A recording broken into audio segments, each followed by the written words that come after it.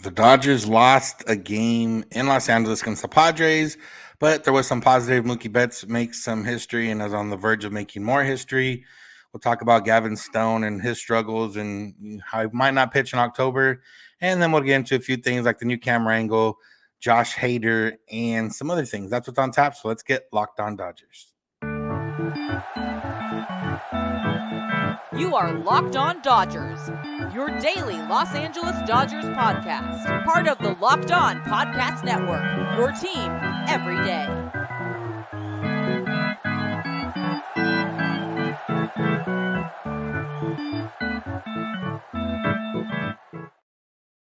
Yo, Dodger fans. Welcome to Locked On Dodgers. We are part of the Locked On Podcast Network, the #1 local sports daily podcast network. Locked On, your team every day. Today's episode is brought to you by Game Time. Download the Game Time app, create an account, and use code LOCKEDONMLB for $20 off your first purchase. Last minute tickets, lowest price guaranteed. This is the daily podcast covering the Los Angeles Dodgers, bringing you the smart fans' perspective on our boys in blue. You can find us wherever you find podcasts and on YouTube simply by searching for Locked On Dodgers. You can become a part of the everydayers by listening every day. You can help yourself by listening every day by subscribing wherever you get podcasts and on YouTube. If this is your first time listening or watching, I'm Samperio, joined by my co-host, Jase Snider.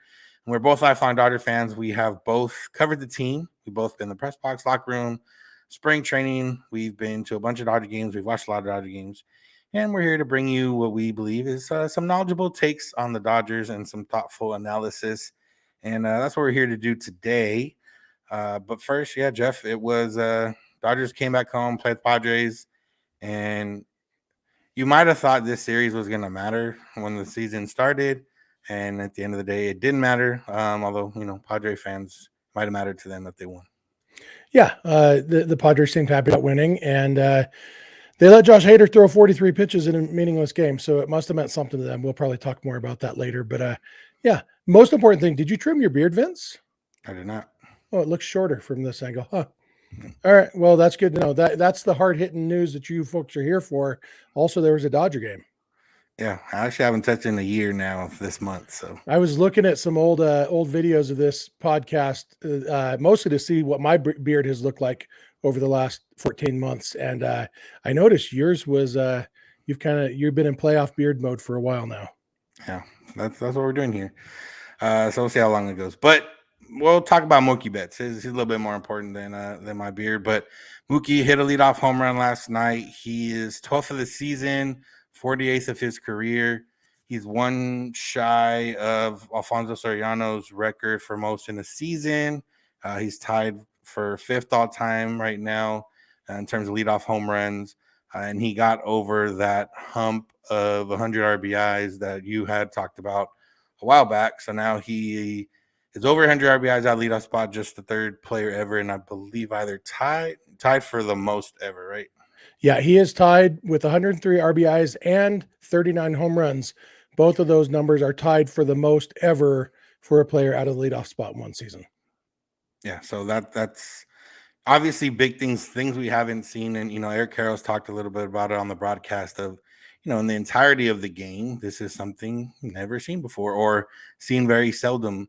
And, obviously it's a little bit different. Back in the day, the leadoff hitter was usually a light hitter, has more focused on speed and whatnot. But, it's been a generation heading into 2nd, maybe 3rd generation, depending on how you look at it, of some of these guys being in the leadoff spot, where it's whether it's a power hitter specifically like Schwarber and the Phillies, or whether it's just one of your best hitters like Mookie right now, Soriano back in the day, guys like that can bring different elements to the leadoff spot.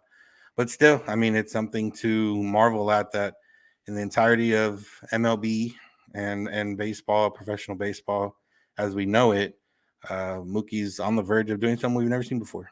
Yeah, and it should be noticed that in addition to battling for the MVP, Ronald Acuna is right on his tail for both of those numbers too. He's currently, I think, actually, I don't know if this includes today's Baseball Reference is showing him as having 35 homers and 93 RBIs, but they played a doubleheader today. Yeah, he hit at least one.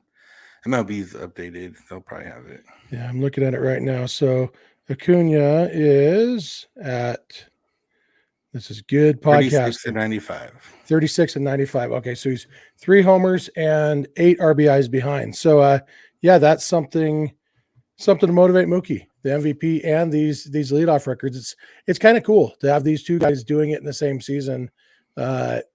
It's like you mentioned, the leadoff position is different than it used to be, but it's not that much different, and it's definitely not different than it's been the last 15 years. And the fact that these guys are doing things that nobody's ever done before is pretty remarkable. And really, Mookie Betts and Ronald Acuna are the 2 best players in the National League this year, and they're both doing it from the leadoff spot. Both of them have played exclusively at leadoff this year. Mookie has like 1 or 2 plate appearances, I think, as a pinch hitter in different spots, but Acuna has batted first in every game that the Braves have played this year. And so it's pretty fun to see, really.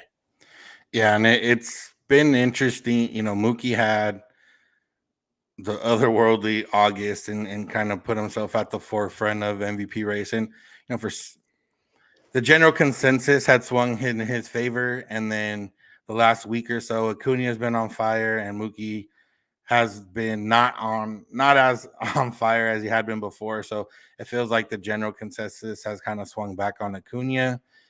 And you look at their numbers and so they're close in a lot of stuff, and you go down even further, they're very close in a lot of things, with the biggest discrepancy being stolen bases, where Acuna is way ahead of Mookie.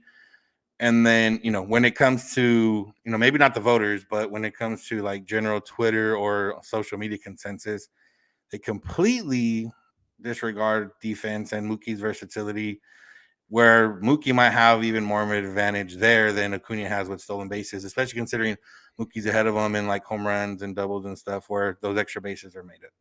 Yeah, and Mookie has a higher OPS than Ronald Acuna by 22 points. And so he's been a slightly better hitter than Acuna and a significantly better defender. And so really, to make the case for Acuna as MVP, you have to make the case either that stolen bases are a lot more important than defense, or that doing something unique gives you an award. It's like the argument for Miguel Cabrera in 2012, when Mike Trout was clearly the better player, but Miguel Cabrera won the Triple Crown, so he got the MVP. And it's a silly argument, because that argument's easy to pick apart. There have been plenty of guys who won the Triple Crown who didn't win the MVP. Ted Williams won the Triple Crown twice and didn't win the MVP either year. And so, this whole thing about the 30-60 club, if he gets to 40-80, maybe that's a better argument. But even then, it's like, and so it's realistically the best argument in favor of Mookie is, as great as Ronald Acuna has been all year, Mookie still has better numbers than him. Like that's the argument for Mookie, is that he's been better than Acuna. And that's as of right now. And it's very close. And those things can change in the next 3 weeks or whatever's left in the season. But yeah, as of right now, if the season ended, I'd vote for Mookie, not because I'm a Dodger fan, because he's had a better season. And all the other stuff is just, it's called most valuable player. And what that means is best player. And what that means is who had the best season. And that means the guy who had the best season, and that's Mookie Betts so far. Yeah. If any Braves fans find this podcast, I'm sure they would like to share their sentiments. And if you want to share those sentiments, go ahead and do it in the comment section right here on YouTube. Or Dodger fans, if you want to support me too, I do know we had a lot of Braves fans watching when the Dodgers were playing the Braves. I don't know if any of them keep coming back, but maybe we'll be sure to tag Ronald Acuna in the tags on YouTube, so that they know that they can talk about Acuna here. Yeah, there we go. All right, let's talk about not quite the bright spot in the game, Gavin Stone. He struggled again last night. He's now continuing to struggle throughout the season, and probably someone we won't see in October, barring a lot of things happening. So we're gonna get into that next. So make sure to keep it locked on Dodgers. Today's episode is brought to you by Sleeper. MLB playoffs are around the corner, which means the clock is ticking on your chance to win 100 times your cash on daily fantasy baseball. Baseball is big right now. There's a lot of fun stuff happening. You got Acuna, you got Betts. If Ohtani gets back healthy before the season, there's some chases there. Matt Olson got home run number 50. There's some wild card races. There's a lot going on in baseball right now, and you can profit off of that by picking more or less on stats for some of these stars and some of these teams, home runs, hits, strikeouts, and more. And you can win up to 100 times your money on Sleeper if you get your picks right. So right now, go check out the Sleeper app and see what we mean. You pick a player, you find a stat, and you pick over under on that, whatever offer is given to you on that stat. And you can pick 2 guys or you can pick 8 guys and you can fit in and get your money paid out. So go ahead and do that. There's group and team chat functionality in the app, so you can chat with other people, see what they're betting or see what they're putting down on daily fantasy. So go check it out right now. And remember, if you download the Sleeper app, use the promo code Locked On, and you get up to $100 match on your first deposit. Terms and conditions apply. See Sleeper's team to use for details. Go check out Sleeper. All right. Thank you for making Locked On Dodgers your first listen of the day every day. You can find us wherever you find podcasts and on YouTube, and you can become an everydayer by listening every day. If you can't watch the game but want to listen, SiriusXM or the SXM app can help you out.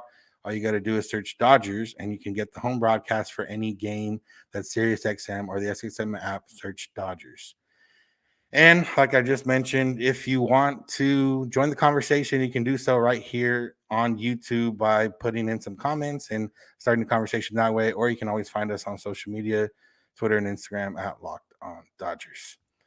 All right, Jeff. So Gavin Stone, he came up and he had pitched better than he had before, which was, kind of easy to do considering he had a rough go of it his first time up. But last night, step in the wrong direction. Probably, at this point, pitched himself out of any October consideration. When he did go, 5 1/3 innings, which was good in terms of length, but he did give up 7 runs, 9 hits, only struck out 2, and that big lead the Dodgers put up. They scored 7 runs through the first 3 innings, and Stone wasn't able to let it hold up. Yeah, and we've talked a lot about how what the Dodgers need from these rookie pitchers isn't to be elite, but just to go 5 or 6 innings, allow 4 or 5 runs. And Stone was on his way to doing that. He got through 5 innings with 4 runs allowed, I think. And and then they sent him back out for the 6th inning. And so I guess if we wanted to make a case for Stone still, is that he did do pretty well, not great, but pretty well the first time and a half through the lineup, maybe 2 times through the lineup. And so Dave Roberts pushed him a little bit. Pitch count wise, he was fine. He was in the 50s. I think he was at 53 or something when that 6th inning started. And so pitch count wise, he was fine. But going into the 6th inning, it was facing these guys for the 3rd time through the lineup. And, Manny Machado had already tagged him for a homer previously. He got him again. There's definitely a lot to say about pitching in the big leagues and pitching to guys like Manny Machado instead of pitching in the minor leagues and pitching to guys like, whoever's in AAA these days. I can't think of a single AAA player. But anyway, Joe Adell, he's probably in the minors maybe. And so, yeah, he's definitely, I don't think that we should expect to see Gavin Stone starting a game in the postseason for sure. I still, when yesterday I talked about the Dodgers pitching staff options for the postseason. And as far as guys who have are really making their case and really locking down their spot, beyond those guys, there's still several spots up for grabs. And, Caleb Ferguson pitched and wasn't great tonight. And, Alex Vesia has been Alex Vesia and Victor Gonzalez, those 3 lefties, if I was in a high school debate club and I was told you are assigned to make a case for Gavin Stone on the Dodgers postseason roster over those 3 lefties, I think I could put together a pretty compelling case. I don't totally know that I would for sure believe it, but I think I could do a decent argument and win regionals at the debate club or whatever.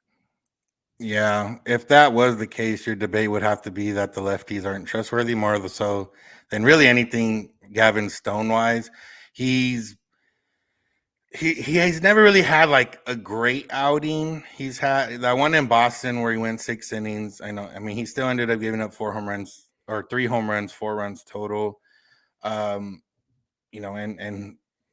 it would be one thing like the rest of this year they try him as a reliever and maybe that changes things, maybe a different mentality and a different mindset and go ahead and just go at it. But it's been one of those, and Stone came up probably a little bit slightly earlier than they wanted him to at the start of the season. He came in and faced a gauntlet of lineups with the Phillies, the Braves, and the Rays. And even after that, Boston and San Diego aren't slouches when it comes to offense. And the other thing, Pittsburgh was his other outing, but he just doesn't have the swing and miss yet. Doesn't have the strikeout stuff yet. He has 12 strikeouts in 23 innings total so far this year. He's got a whip of 2.19. He's cut down on the walks. He only walked one last night. He's only walked 2 total since he came back, or since after, or actually no, he's walked 1 in his last 2 outings. So that part is there, but he just doesn't have the swing and miss. I wouldn't mind seeing him like, hey, go out 1 inning and show me what you got. Would you feel differently if he had been pulled after 5 innings in each of these last 2 games? And so the game against the Red Sox, instead of 4 runs in 6 innings, it's 2 runs in 5 innings. And tonight it's 4 runs in 5 innings instead of 7 runs in 5 1/3 innings. So overall, instead of 11 runs in 11 1/3 innings, it's 6 runs in 10 innings.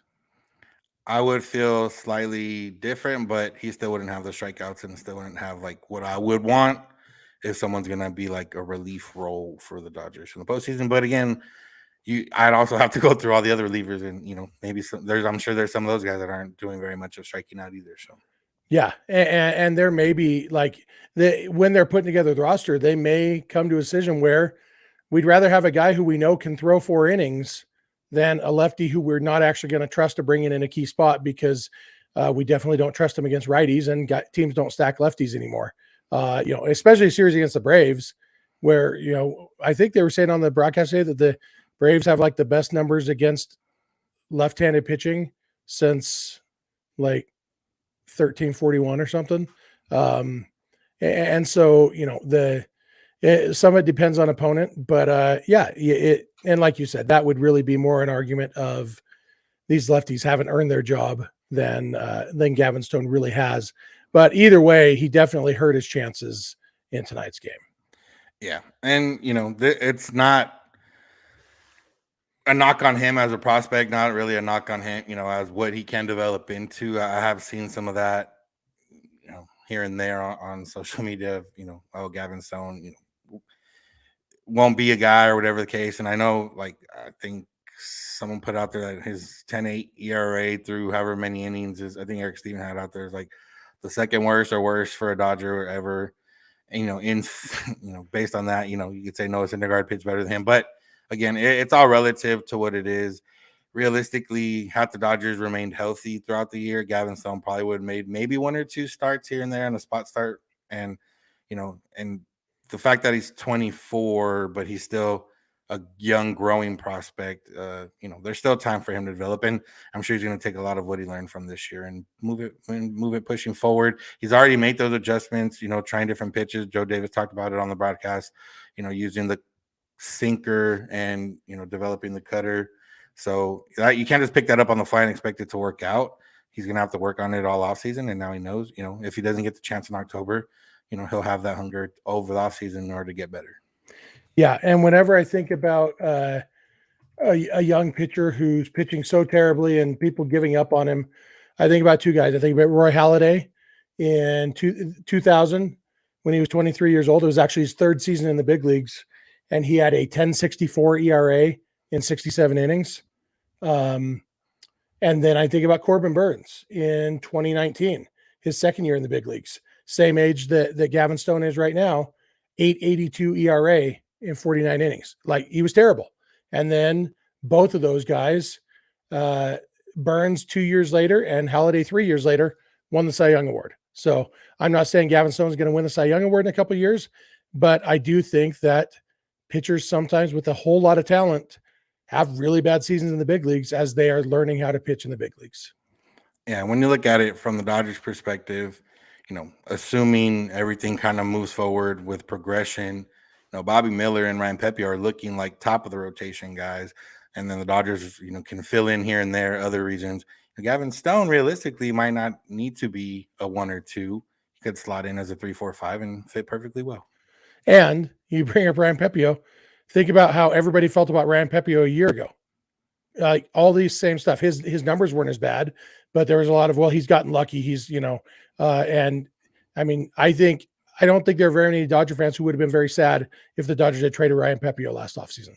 And now we're talking about him as, wow, he's really found something and turned things around. So it can happen for sure. True. All right. There's a lot of other things to get into, little hits here and there. Josh Hader, we got an update kind of on Julio, not necessarily his situation, but his situation with the Dodgers. Talk about Joe Kelly coming back and a couple other things. So make sure to keep it locked on Dodgers. Today's episode is brought to you by Game Time. Game Time is here for you when you need tickets last minute. And, back in the day, I always think of Curb Your Enthusiasm. Back in the day, there was an episode on one of the earlier seasons where they couldn't find Dodger tickets. The Dodger game was sold out, and there was like no way they could get tickets. It's not like that anymore, especially now with Game Time and what it can offer you. If you need tickets up till the day of the game, up till a couple hours before the game, Game Time is there for you. You don't have to stress. All you got to do is get on the app, find the tickets for all the sports, music, comedy, and theater near you. And remember, they have a best price guarantee that gives you 110% of your money back if you find tickets for cheaper in the same section and row. So go check out the Game Time app right now. You can look at your seats before you buy to see what it looks like. You can buy the tickets right away, and they're sent directly to your phone. You don't have to, go through email or worry about printing stuff out. There's really not a reason to print stuff out anymore, anyways. But go snag the tickets without the stress with Game Time. Download the Game Time app right now and create an account. If you use the code LOCKEDONMLB, you'll get $20 off your first purchase. Terms apply. Again, create an account, redeem code LOCKEDONMLB for $20 off. Download Game Time today. Last minute tickets, lowest price guaranteed.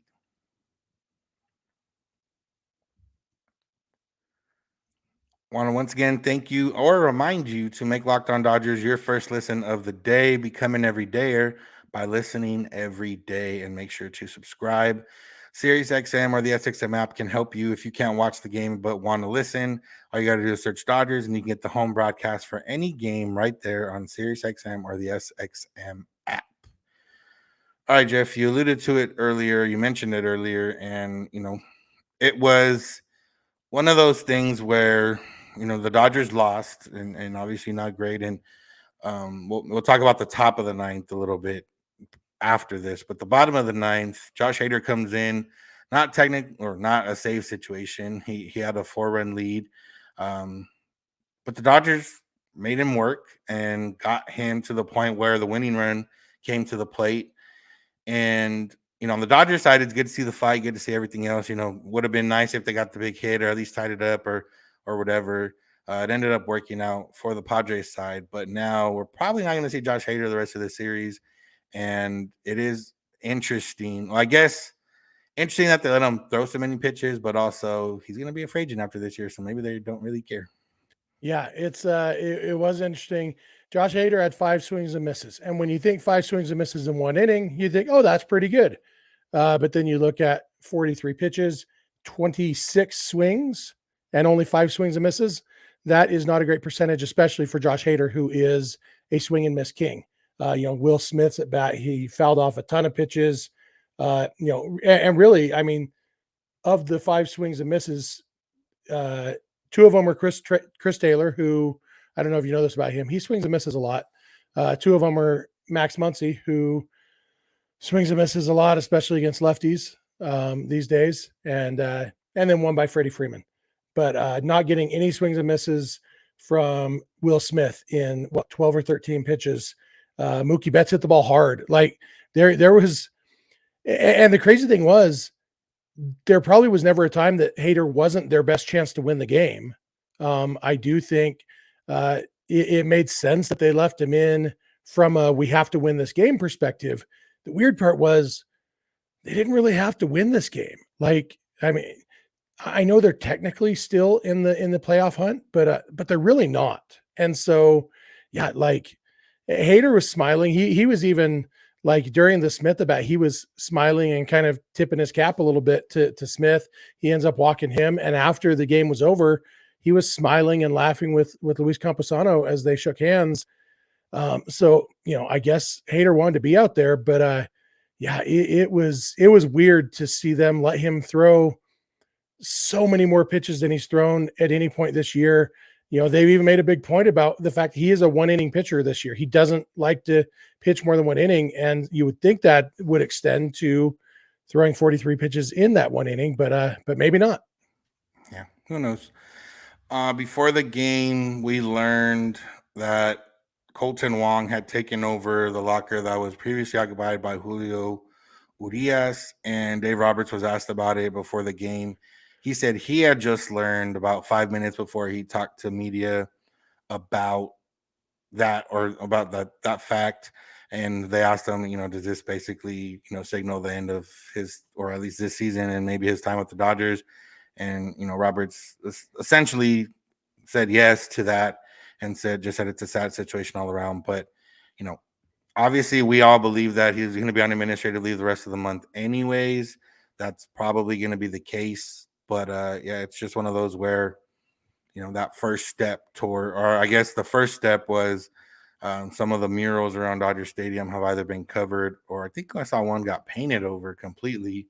So yeah, it's just, unfortunate situation all around, but the Dodgers are moving forward and acting as they see fit. Yeah, and I don't know if we mentioned it here that they replaced the Julio bobblehead night.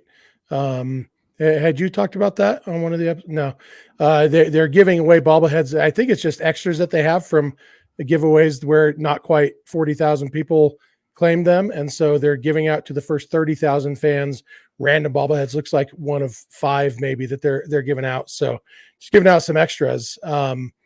So yeah, I mean, Dave Roberts right. It's a sad situation all around. But I mean, I think the way the question was actually worded was, does this mean the Dodgers are moving on from Julio? And Roberts said, yeah, basically. So it's it's rough, but not surprising at this point. Yeah. Real quick, talk about the top of the 9th. Any concern about Evan Phillips, or was it just a weird inning where it started off bad? Yeah, I mean, it's a game of inches. If Outman and Taylor communicate, that's 1 out.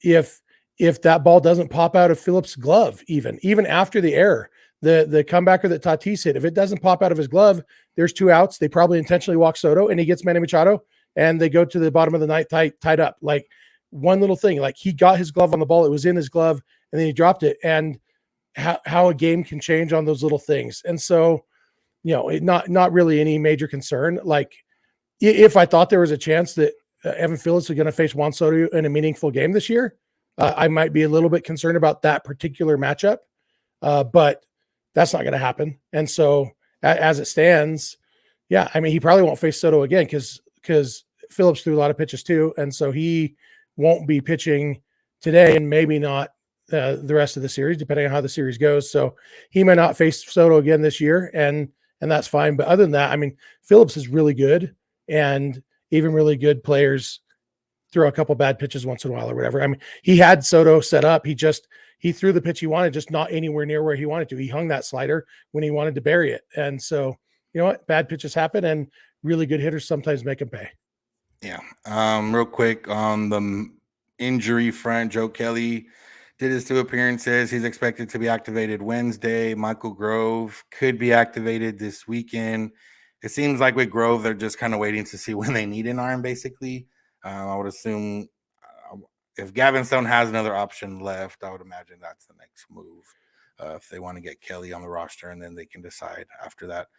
Shout out to Wander Suero for picking up some major league money, coming up, throwing an inning in a third or whatever it was, and then going on the injured list. So yeah, congrats. Which meant they still haven't had to use the paternity list for Ryan Yarbrough yet. So that could be another option when Joe Kelly comes back, because I assume there's not a limit. Oh, it's been too long since your wife had the baby. You can't take your paternity now. So yeah, I would hope not.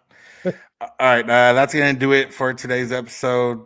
2 more with the Padres coming up. Lance Lynn on the mound. Lance Lynn against a team that can hit some homers. So we'll see what he does. So that's going to do it for today's episode. Thank y'all for listening. Thank you for making Locked On Dodgers your first listen. If we're not your first listen, make sure to make us your first listen. Find us where we get podcasts and on YouTube. All you got to do is search Locked On Dodgers to become an everydayer. All you got to do is listen every day, and we will appreciate you for it. If you watch on YouTube, make sure to leave a comment, drop a conversation starter or just comment on any of the things we talked about. If you do not watch on YouTube, you can always find us on social media, Twitter and Instagram. If you have something to say on Locked On Dodgers, Jeff is on Twitter at Snydog. I'm at Vince since 91. You can DM either of us if you have a question, comment, or concern. You can also send us an email, lockedondodgers@gmail.com, or leave us a voicemail. Send us a text at 323-863-5625. We're here every weekday morning, and we hope you'll be here with us. When you get in your car, if you're at home, tell your smart device, play podcast, Locked On Dodgers. And remember, you don't have to agree. You just have to listen. Have a good one. We'll talk to you tomorrow.